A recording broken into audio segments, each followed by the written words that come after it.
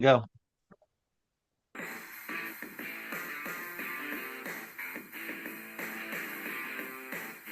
Welcome, everybody, to another edition of Clipboard Confessional with Bobby and Anthony. I'm one of your hosts, Anthony Aniano, and joining here from the victory lane, my partner, colleague, co-host, and a guy who has rallied the troops and gotten a W in the Sirius XM IDP League, my good friend and co-host, Mr. Bobby Wah. Bob, happy week 10 is upon us.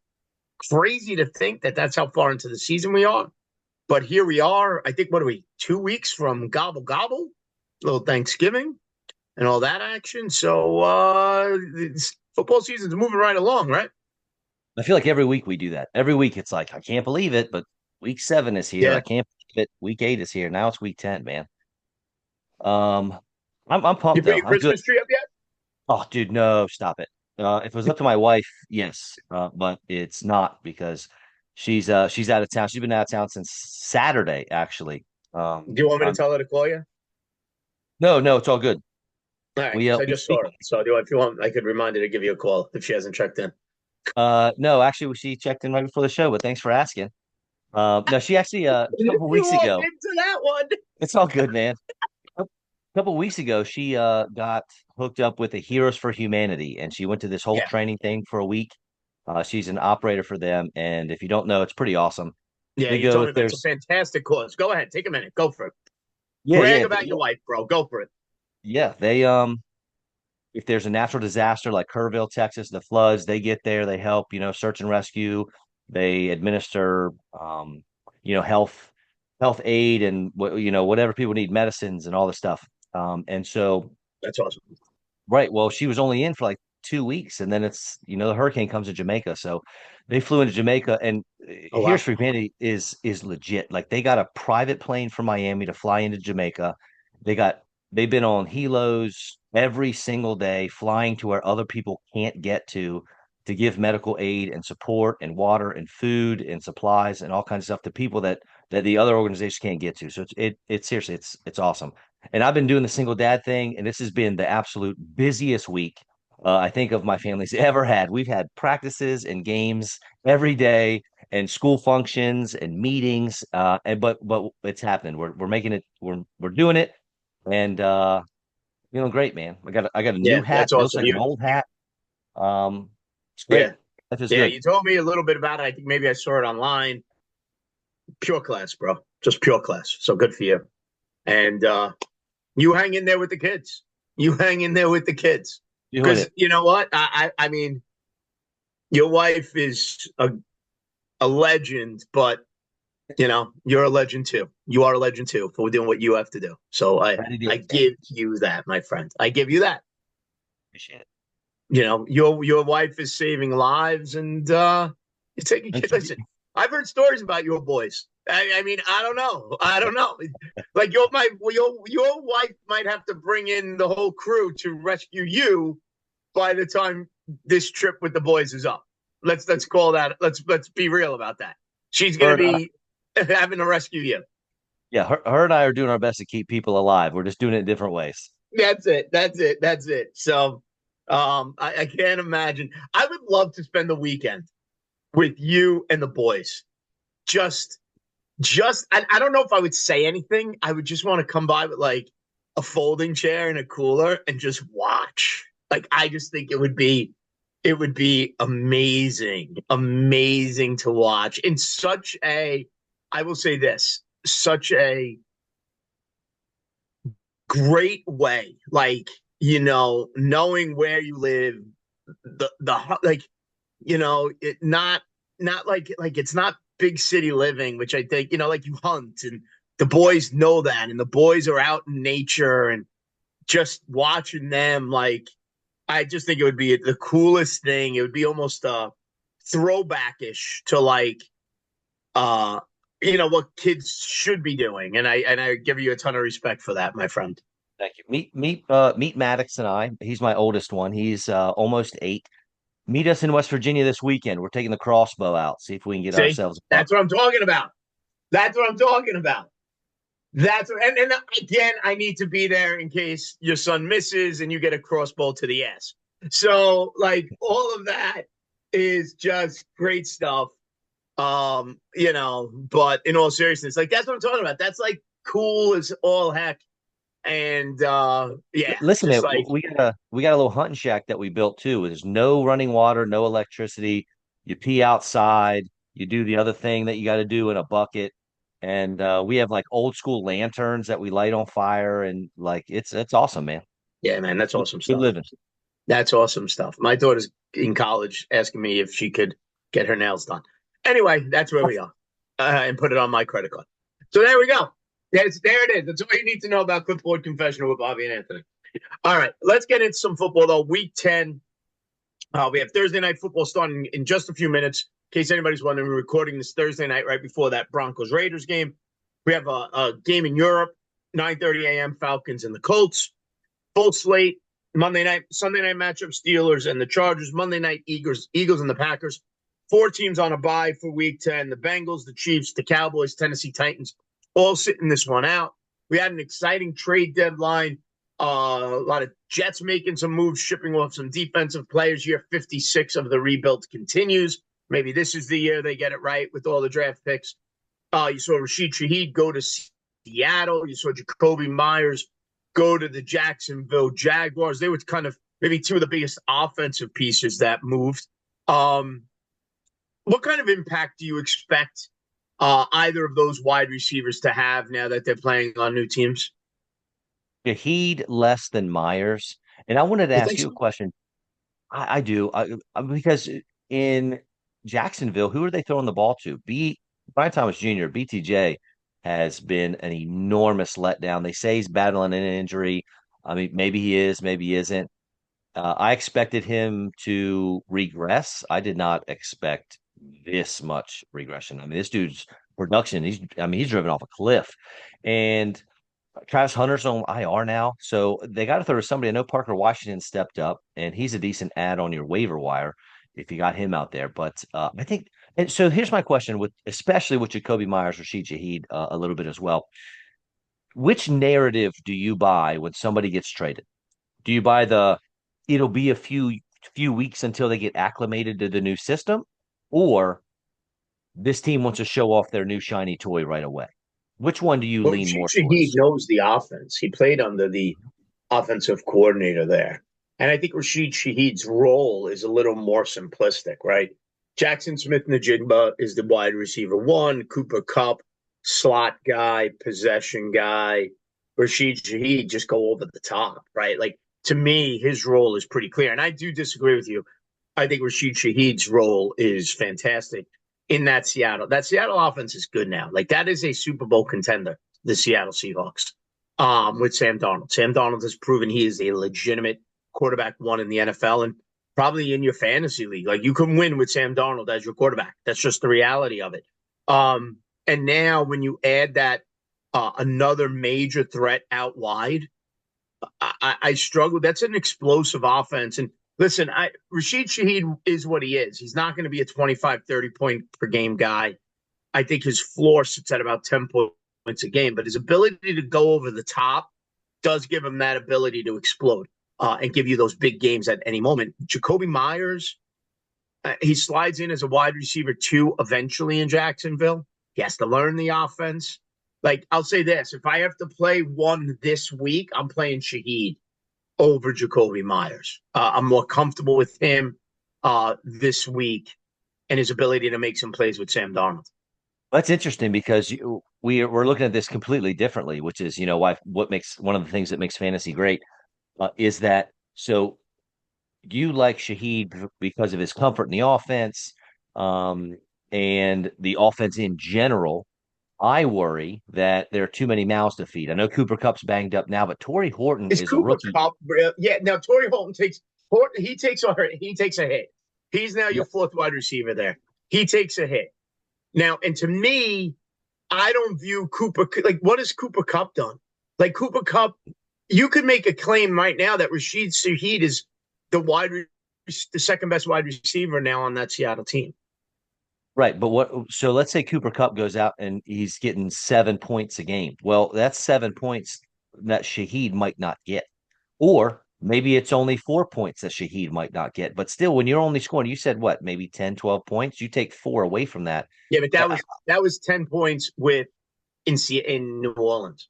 I just think the upgrade offensively is massive. Teams know that the fact that teams knew Jackson Smith and Jigma was the go-to guy 99% of the time, and it didn't matter. Now providing some other threat there, I just think Rashid Shaheed has more value there. To me, like Rashid, like what, like you weren't starting Jacoby Myers before, and he was the wide receiver one for the Raiders.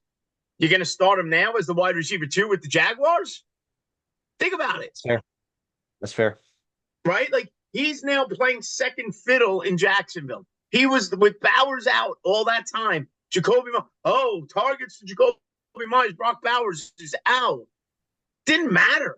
Jacoby Myers was getting dropped in leagues. Rashid Shaheed was playable without a team around him in New Orleans, and now has an offense around him. It's an automatic upgrade for him, even as the wide receiver too. Okay. I That's can just my listen. take. I can buy what you're selling. If you use, like, let me ask you this question: if you're in a three wide receiver league, who are you more comfortable starting, Myers or Shaheed? Three wide receivers. So you're looking top Th- 36. So this week or for the rest of the season? Start with this week. This week, I'll buy what you're selling on Shaheed for this week. But keep in mind, even in Seattle, he only had 2 games in a half point PPR where he was over or where he was double digit points. And half point. But his In half game's not receptions. 6.3, 6.2, 7.2, 4.8, 6. Right. And so his game's not receptions. He's not helping you out anymore in a No. full point PPR. So he still That's, only had but two I double also digit feel like games. it doesn't have a better chance to get in the end zone now. Oh, definitely than he did before. Right. I mean, there's no there's I mean, the Saints themselves couldn't find themselves in the end zone like Yeah, as a exactly. team. So Exactly. All right, a couple of other things real quick around the league. Quarterback injuries continue to be an issue. Kyler Murray hit the IR. Jacoby Brissett starts there. Jaden Daniels, you saw the elbow injury. Marcus Mariota is back. CJ Stroud is out this week. Davis Mills will start at quarterback for the Texans. If you're in a two QB format, two QBs, it's really the only reason you would start any of these guys. But in a two QB format, Brissett, Mariota, Davis Mills, who would have you wanted to get off the waiver wire and play this week? I want to be Brissett. And before we go any further, I know the Arizona Cardinals and Jonathan Gannon, I know they're listening right now. Hats off to you guys for doing what more NFL teams should do, and that's ignore the paycheck and play the guy that's better at football.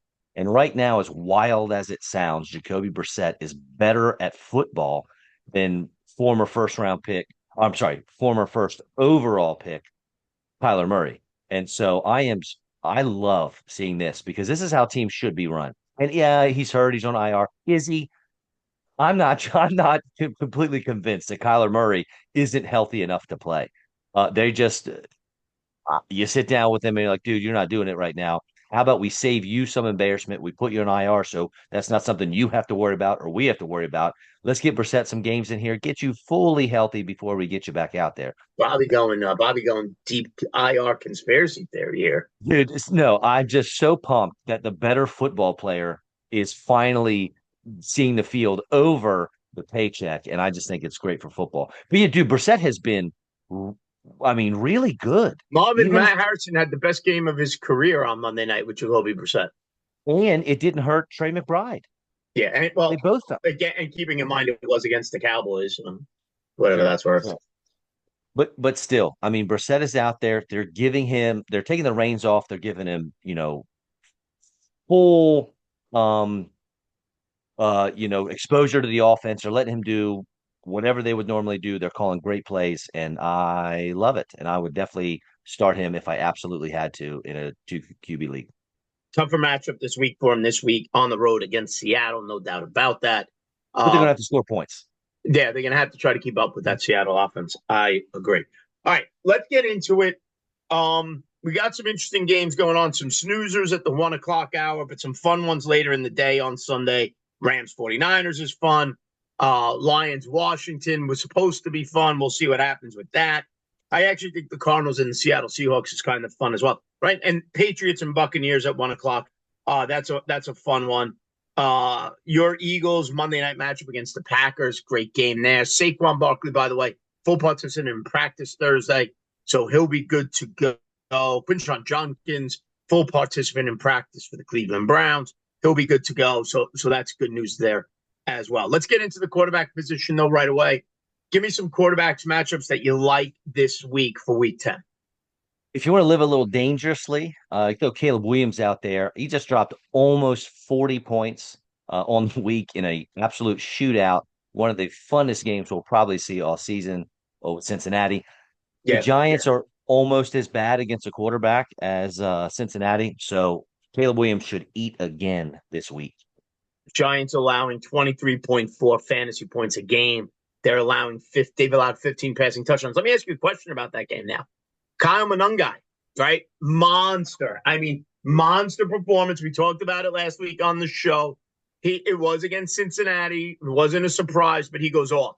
It's a great matchup this week against the Giants' run defense as well. 150 rushing yards a game, 8 rushing touchdowns allowed. However, DeAndre Swift is back. How do you sort out that Bears running back room? I put Monangai on the bench. Yeah. As much as Chicago and Ben Johnson want this to be a Sonic and Knuckles deal like Jahmyr Gibbs and David Montgomery, it isn't. Monangai's not that guy. Swift's not that guy. Swift has been, I mentioned this a couple weeks ago on the show. He has been quietly really good, especially for fantasy. So they're going to roll with him. He's going to get 70% of the work, and maybe Monangai finds the end zone, but I can't imagine him. I mean, maybe he sniffs double digit touches, but I'll say opportunities. I don't even think he gets double digit touches. He's going to go get relegated to his backup role. And now, look, if you want to keep him on your bench in case Swift goes down again, that's fine. But I'm not putting him out there in my starting lineup. I agree with you. It's going to be tough to start him this week with Swift coming back. Any other quarterbacks that you like this week? What about J.J. McCarthy against the Baltimore Ravens? Interested? Well, he was one of my starts, or he was on my waiver wire show 2 weeks ago, and it would have paid off for you if you started him last week. I Yeah. think he did all right. Um, I don't love it. I can do it if I have to in a pinch, but um, he's shown that he can definitely be a streamer. I'm not going to start him every week, but you could throw him in there if you had to this week. I mean, and look, listen, anytime you got Justin Jefferson, yeah, your quarterback's got a shot to have a nice week. Yeah, fair point. Any other quarterbacks you want to mention? Any other likes or dislikes? Yeah, man. How about our guy? Out, not just yours, our guy, Jackson Dart. My guy's got a rushing touchdown 4 straight games. He also has over 50 rushing yards in 4 of the 6 games he started. He's doing it with nobody, too. Yeah, right. Listen, lack of receivers or not, his rushing, he got 10 points for rushing, basically, in most of the games that he plays. And you start the game off with 8 to 10 points. He's only got to get 10, 12 throwing the ball to be a decent start for you. So I don't mind throwing him in there. Plus, I Yeah, mean, gosh, he's so handsome. he's very He's handsome. dashing. Very handsome. We'd love to get him on the show just to class this joint up. 25.4 points allowed by the Bears to quarterbacks, 13 passing touchdowns, 238 passing yards a game. The game is in Chicago. That's going to be interesting between the Giants and the Bears. Let me ask you this. You've talked about both quarterbacks. The total on that game is 46.5. Are you expecting a high scoring game? The 46.5 is okay. I think that's enough to get you what you need from the quarterback position, You think they hit especially the over on that? I certainly think they could. Yeah. I, if you're asking me which one I would bet on, I would bet Yes. the over rather than the under. Fair enough. Fair enough. I don't think the Giants win this game.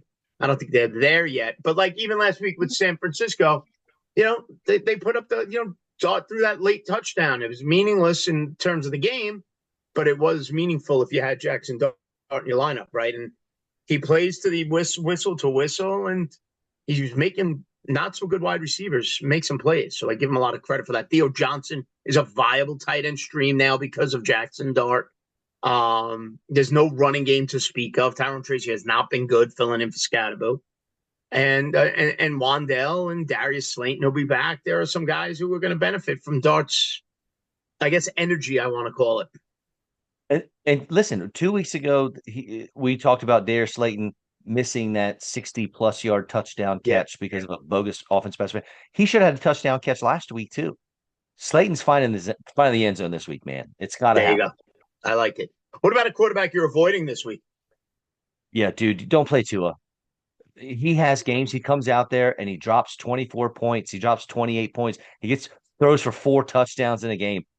My guy has as many negative point games as he does 20-point games over the last 4 weeks. And Buffalo is one of the best teams of football shutting down fantasy quarterbacks. Don't do it. Don't do it. I agree with you. I actually, in a 2 QB league, I had Tua as my third quarterback. I dropped him and added, I added, who did I add? I added Mariota. I'd rather have So, Mariota as my third quarterback in a all two right. QB league than Tua. When I mentioned starting Jackson Dart, you made a face like, I don't know about that. I still get nervous about it. Who would you start, Dart or Tua? Oh, darn. It's not. It's not close. I know. Yeah. Which is crazy because Tua can throw for 4 touchdowns on Yeah. Sunday. He absolutely could, and I can't put him in But my his lineup. floor is too low. Oh God, it's negative. It's Yeah, that's literally. the I mean, problem. it is negative. When your floor is freezing temperatures, that's a problem. Dude, this is great. One of the guys in my league of record, his name's Coons, and dude, this is a funny story, and it relates to Tua. He had two quarterbacks. One of them was on bye, and he started the other one, obviously. And that quarterback got negative points. So he had a week where if he would have started a quarterback on bye, it would have been better for his team than the guy he actually Amazing. started. And that's what happened to you 2 weeks ago or whatever it was that you had terrible. Me You'd have too. been better off not starting a quarterback, which is so crazy to think of. They haven't given Tua they have not ruled out taking him out, benching him, which means it could happen mid game, and that's the risk. Yeah, even in 2 QB leagues, can't even start him. I dropped him in one. Let's pivot to the running back position. Give me somebody that makes you feel young again at the running back position. Somebody we want to roll with. That's so funny. That's how you worded it because the running back I'm going to pick first is not young at all. Probably one of the older running backs in the league. And you have to check his injury status. But Aaron Jones, he looked pretty good last week. And the Ravens have, they figured out how to score points again. So Jones is the passing down, running back. He's the guy they're going to put on the field when they need to play catch up. And he should get a decent amount of work as long as he suits up. If that shoulder is healthy, though. And if he doesn't, then I'm just going to flip it to Jordan Mason, the other Vikings running back, because then Yeah, he's going to get 20 plus touches. So whoever's yeah. if Aaron Jones is healthy, I like to put him in, get him in your flex. And if he's not, then Jordan Mason's a definite go for me. 123.6 rushing yards a game allowed by the Ravens. 26 points per game to running backs, 10 total touchdowns.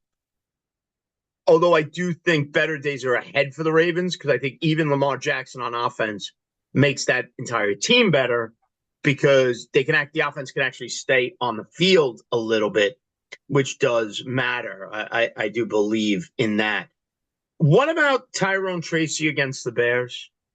You can run on the Bears, 23 and a half fantasy points a game, 131 rushing yards a game. We haven't seen much from Tracy. I'm readily admitting to it. Is he even in the conversation to be a flex play? I mean, anytime you're starting running back for an NFL football team, you're in the discussion, at least to be a flex. Mm-hmm. I don't want him to be in the discussion.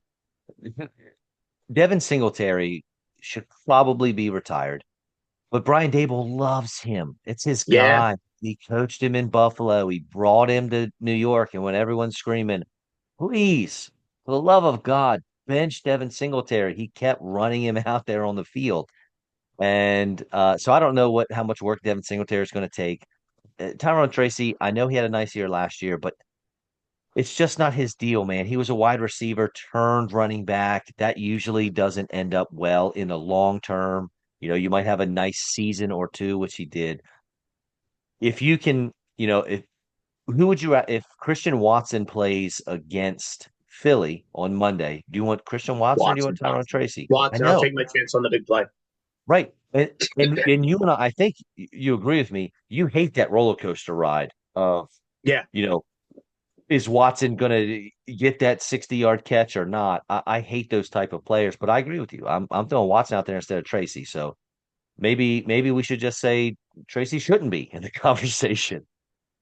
Yeah, maybe he shouldn't be. Right. What about the Browns offense now that that Jets defense has been depleted with Williams and Gardner traded? Um, I think Quinshawn Judkins is in a smash spot this week. Jets allowing 135.8 rushing yards a game. If you're on that Jets defense right now, you can't feel good. Coaches admitted we gave up on you. They traded away your two best players. Uh, yeah, I could see no. Listen, Dylan Gabriel, okay, fine, but Judkins can play, and if I'm the Browns, I'm giving that kid the ball 25 times on Sunday and ramming it down the Jets' throat. What do you think? You said 35 times, right? What one sentence in the show notes. Who, who should I like running back sleepers? I wrote whoever is running the ball for the Browns. Because Judkins was hurt, right? So it may have not even He been him. practiced in full on Wednesday though, Yeah. so he's back. Right. So, but He's I did good. I wrote that sentence 2 days ago. And I just kept it. Okay. So it's Judkins, or if he wasn't playing, Dylan Sampson, I'd be fine with. Maybe drove forward, whoever's running the ball for the Browns, because they're going to get. I mean, they're going to run the ball. I jokingly said 35 carries for Judkins, but if you told me they had 35 rushing attempts at the end of the day, I would be like, you know what, that makes sense to me. Yeah, I agree. What about a running back to avoid? Don't play any Washington running back. Bill No. Bill Krosky Merritt's been a disappointment. Is he Detroit was droppable? Is he droppable? all right. That I've heard that question so often on different podcasts and shows on Sirius XM radio, and most people say no, simply because it's like the Tyrone Tracy thing. When you're the starting running back for an NFL team, you're in a conversation to be in a starting fantasy lineup. But my gosh, I mean, would you okay?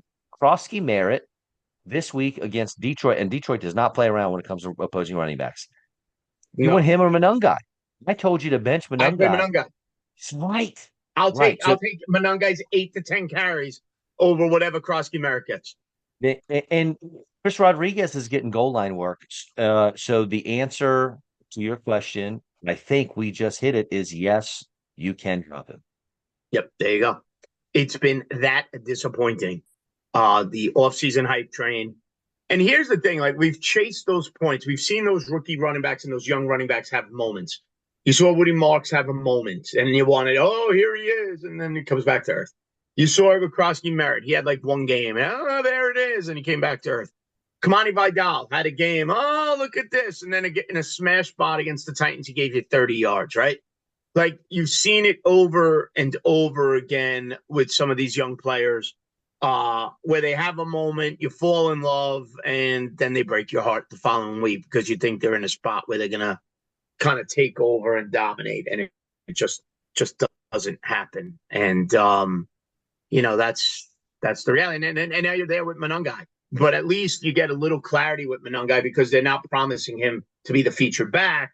You still know DeAndre Swift is there.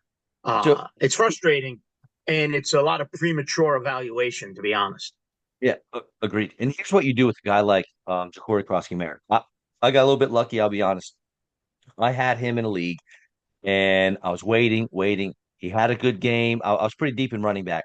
And maybe 3, 4 weeks ago, I was able to flip him and Kyle Pitts to someone who is running back and tight end needy. And I flipped him for Nico Collins.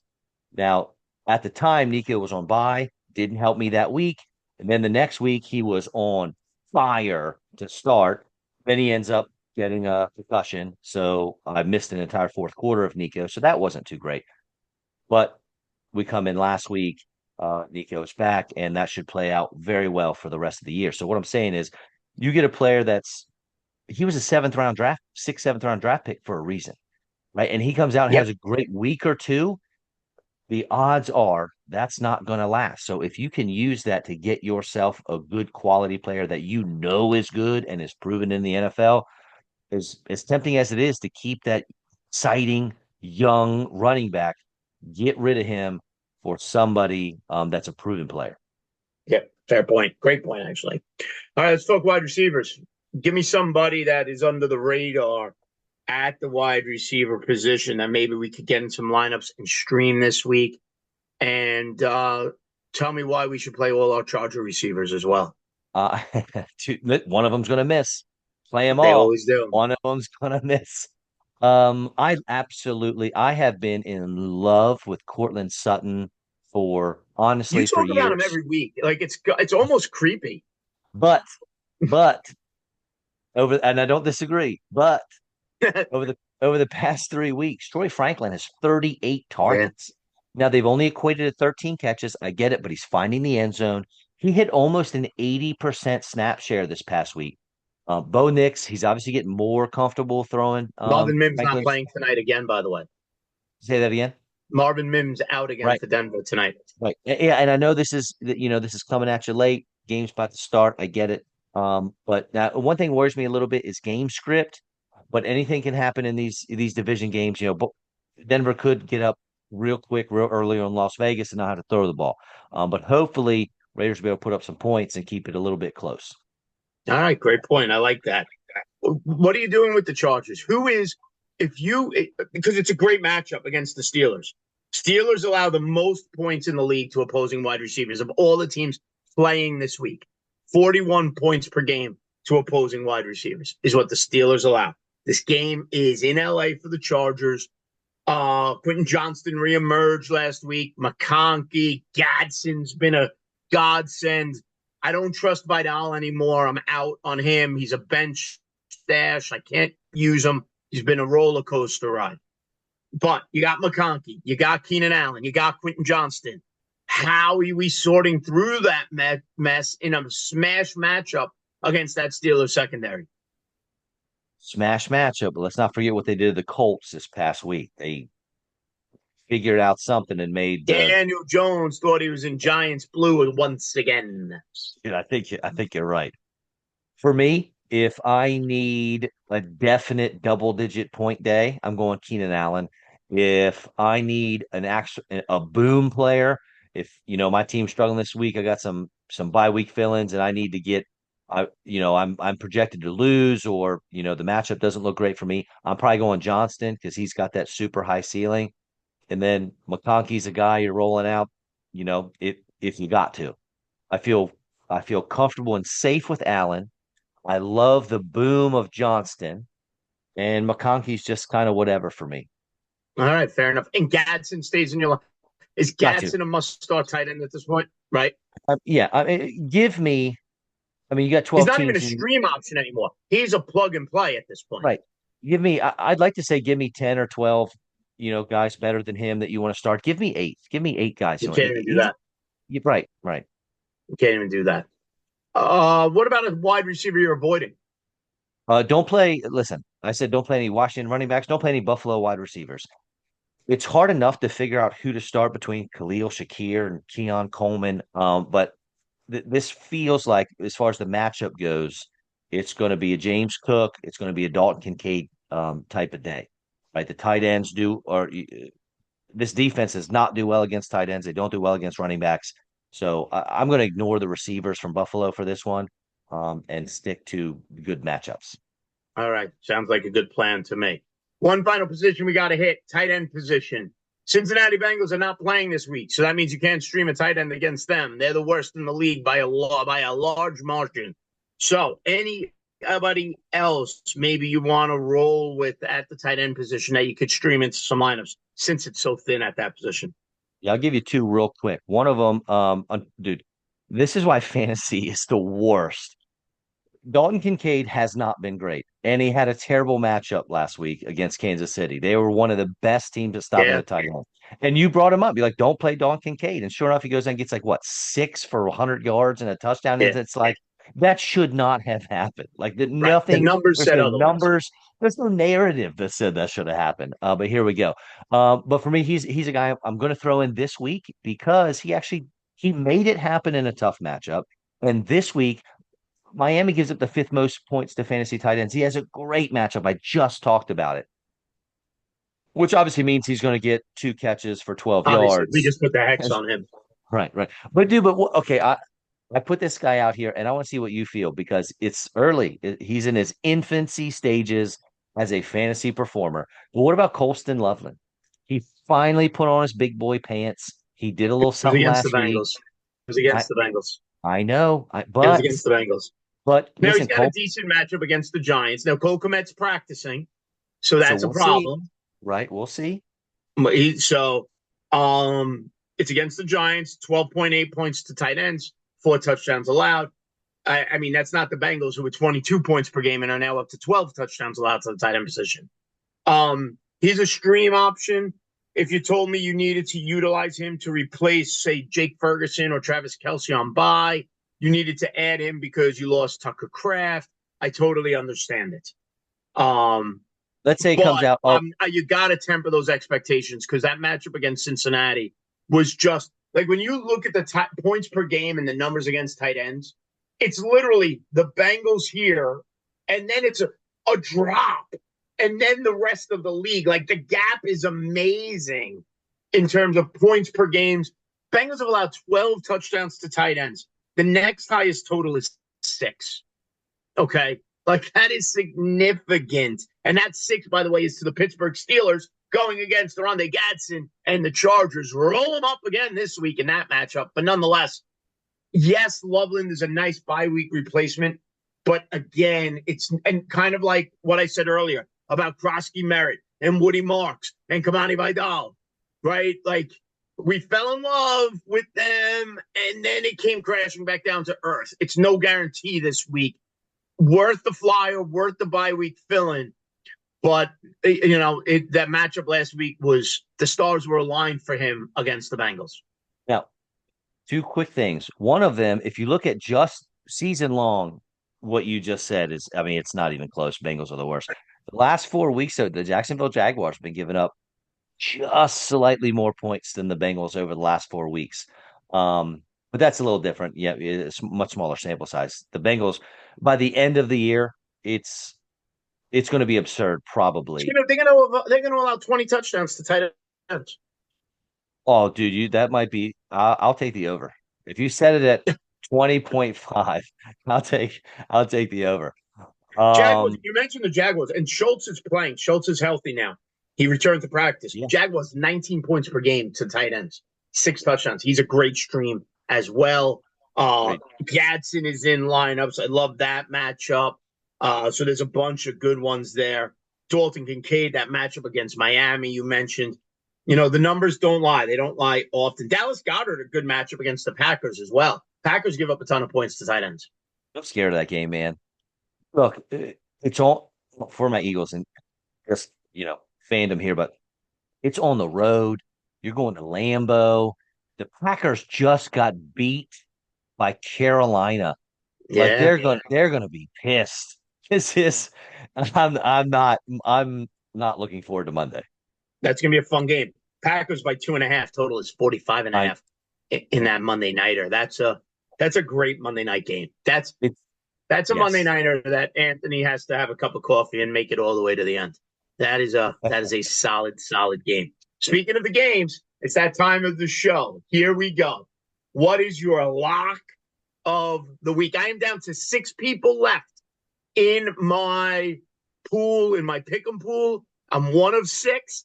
My wife, who has no idea what's happening, I get a text from her every Wednesday. Who should I pick? She's still alive in her pool. So there we go. Full disclosure, my pick this week in that pool was the Seahawks at home against the Cardinals. That's what I'm rolling with. Seahawks are a 6.5-point favorite, but it's just a money line pick 'em. I'm rolling with Seattle. If that game was on the road, I wouldn't touch it. Seattle at home, that is my pick. But who is your lock of the week? Yeah, I like to get a little closer here for my lock of the week. I'm going to take the Rams as 3.5 point road favorites over the Niners. You're Listen, locking them on the road. listen. I like to get dicey with these picks. I Look like. at you. I know. Uh, just the edge of my seat, man. Maybe Purdy is back. Maybe isn't. Maybe it doesn't matter. The Rams are on a 3-game win streak. Their only Rams are loss the in the best team in last. the NFC, by the way. Calm down. They Their are. only their only They loss in the are. last 5 weeks is against San Francisco, and it went to OT. The NFC West reminds me of our NFC East, where Growing up. The NFC is when we grew up. it is first off, yes, throw out everything each week they play each other, but it's so tough to beat a team twice in 1 year. And the Niners have been very hit or miss. Sometimes they show up and ball out, and sometimes they just don't even get off the bus. So I'm locking in the Rams, man. I like it. Feel a All little right, frisky. there you go. I like it too. I think the Rams are the best team in the NFC. I just the road, San Francisco. That's good. They win that game on the road in San Fran. Let me tell you something. And Stafford's having a monster year. Yes, I know. What's he And got? Like 23 touchdowns to 2 interceptions. Like ridiculous ratios. Ridiculous. Run game is there. Receiving game is there. Defense is solid. Love everything about it. I'll tell you this: I'd be shocked if the Super Bowl rep out of the NFC wasn't from that NFC West, whether it be, in my opinion, the Rams or Seattle. I don't know what your problem is, but I got this noted. I'm keeping this in my back pocket. Eagles will be good. Eagles better hope they win the home field advantage throughout. That's all I'll say. You might be right. All right, give me. So that's your lock. Give me your upset. Yeah, well, you mentioned this earlier. I was going to say something. I was like, you know what? I'm not going to do it. I'm not going to say anything. How about your New York Giants over the Bears? You think so? You said you couldn't see it. You said I can see it, my friend. I can. Caleb Williams is 28th in completion percentage when he's pressured. The Giants are 12th in quarterback pressures. Okay. Okay, right. So now, I got to tell you a pretty incredible stat, though. At least I think it's incredible, and it doesn't have to do with this game. But the team with the most quarterback pressures in the league is the Dallas Cowboys. The team we target for fantasy has the most pressures, but they're middle Yeah. of the pack in sacks. They're getting there, but they're not finishing the play, and it's not going well for them. But Caleb Williams has shown in the past, you pressure this guy, it's not going to be good for him. It's not going to be good for Chicago and the pass catchers. So I think, at least on paper, your Giants with Brian Burns and Abdul Carter, they can get to the QB. And I think Caleb Williams is going to have a tough day. All right. I mean, listen, I'll be rooting for it. This is the first time in a long time the Giants have been watchable TV. So to get a win would be a nice addition as well. I'm going to hold your feet to the fire here on one more game. Yeah. All right. You're nervous about the Eagles and Packers. You like the Rams over the 49ers. The other Mhm. great game on Sunday is the Patriots and the Tampa Bay. Drake May, Baker Mayfield. Love that matchup. The game's in Tampa, 7-2 versus 6-2. Okay. 48.5 is the total. Tampa are home favorite by 2.5. Give me a prediction on that one. I think I have to go. This would be a lot easier if it was in New England. But I don't know what it is about road teams and me, but I think I got to go New England I think New England anyway. pulls off this upset, huh? He- Here, two reasons. Number one, Tampa Bay is still reeling with injuries. Bucky Irving still isn't Yeah, Rashad back. White's going to start again. Right. Godwin's still out, obviously. Mike Evans for sure. Butte might not play for New England, though, as well. What's that? Hamstring. Who? Butte. Yeah. Butte. uh, That's completely different because I'm not sure there's a difference between Keishon Boutte and Stephon Diggs and Pop Douglas. I mean, they're all doing the same kind of stuff. Now I know Boutte's a big play guy, but I want you to tell me right now, give me just one quarterback over the last 6 weeks, let's call it a month and a half, that has looked better than Drake May. No, there's not. He's been There's that fantastic. there's not. That dude, and look, I've said this before, man. I was high on him. You were higher. He was your guy, your late round quarterback that you wanted to target in fantasy drafts. And it's happening right now. That dude, I'm telling you, Patrick Mahomes, whoever you want to throw out there, Josh Allen, Drake May has looked and played better. And I'm going to ride the wave. I'm going to get Yep. my little surfboard. I'm going to stand up on it. I'm going to ride as Drake May and Patriot wave. Yeah, it's gonna be a fun game. Like I said, anytime Baker Mayfield's involved, it's a fun game. And that pays it's a big test for the New England Patriots on the road in Tampa. So it's gonna be fun. I'm gonna go Tampa. I'm gonna say it's close. I think Tampa wins late in that typical Baker Mayfield fashion, right? Making plays. Big balls Baker making plays, swinging like a grandfather clock. It's what he does. And I do think Tampa wins that late, but that could easily be the game of the day when all is said and done. But yeah, I do want to make one caveat because earlier in the show I said that Caleb Williams would be a good start for fantasy, and then I said the Giants would be they were my upset pick of the week. We got to keep in mind fantasy and real football are different. So, Well, so we said it. We think that game's going to hit the over. So right. you're looking at a high scoring event.